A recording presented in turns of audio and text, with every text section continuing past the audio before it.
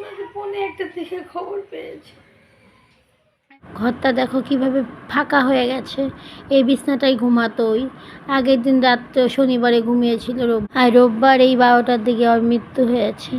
দেখো বাড়ি ঘর কেন ফাঁকা হয়ে গেছে, ভালো লাগে না ওই নেই বাড়িটার মধ্যে, একদম বাড়িটা কাটে। আমার শোরুমটা নাই, ঘরটা দেখো ফাঁকা হয়ে আছে।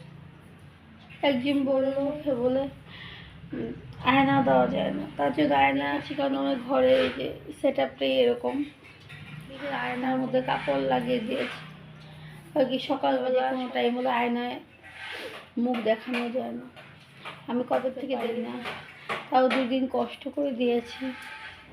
আর এক মঙ্গলবারে আমানি ছিল, সকালে উঠেছি, অবশ্য কাজ করতেও ইচ্ছা করে, রুটি বানিয়েলাম, ঠাকুর পুজো করলাম। দেখো আমার ঘরটা শুভম আজকে সবার আগে বিছনা চাদরটা উঠে, কারণ কালকে গ্রহণ গেছে তো আজকে ধুয়েছে। শুভম থাকলে কিন্তু অনেক আগেই জানো তোমরা গুছিয়ে নিত। দেখো কি অবস্থা, ঘর দুয়ার পড়ে আছে, ফাঁকা, কেউ নাই। দেখো বাড়ির অবস্থা। এই দেখো এই বিছনাটা, ওই যে চাদরগুলো ধুয়ে সকাল ধুয়েছিলাম। দেখো তারপর দিন সকালবেলা উঠে গেছে বাড়ি ছেড়ে, আর ফিরে আসেনি।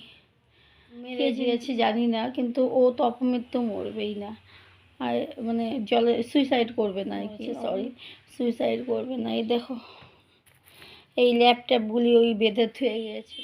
দেখো ঘরটাকে ফাঁকা, একদম ভালো লাগে না আমার। তো ছেলেটা তো এখন নেই, ও তো এখন স্কুলে চলে গেছে, তার জন্য বাড়িটারও বেশি ফাঁকা।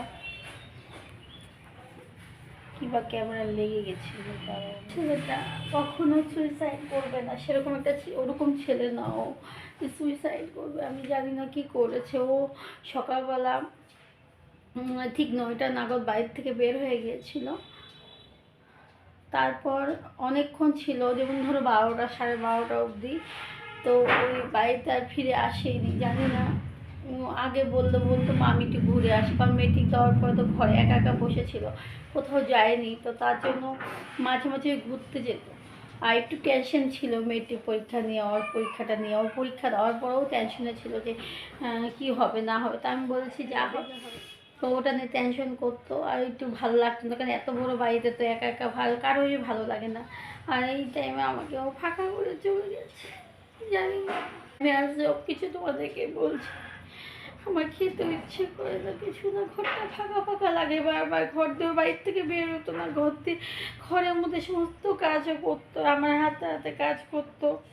কখনো ও একটা একটা রিল অ্যাকাউন্ট খুলেছিল, ইনস্টা অ্যাকাউন্ট, আর একটা তোমার মজের অ্যাকাউন্ট খুলেছিল, দুটোর মধ্যে ভিডিও মাঝে মাঝে দিত।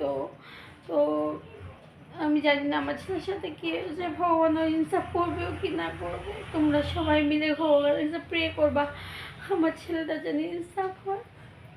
আমি ওর সাথে সারাদিন ঘরে থাকতাম, কত কথা, কত কিছু, কত রিল তোমরা সবাই জানো, ওর সাথে বানাতাম। এই জায়গাটা দাঁড়িয়ে দাঁড়িয়ে আমি কথা বলতাম, আর এই এদিক দিয়ে ওই হেঁটে যেত, হেঁটে আসতো আমার ভিডিওর সামনের দিক দিয়ে।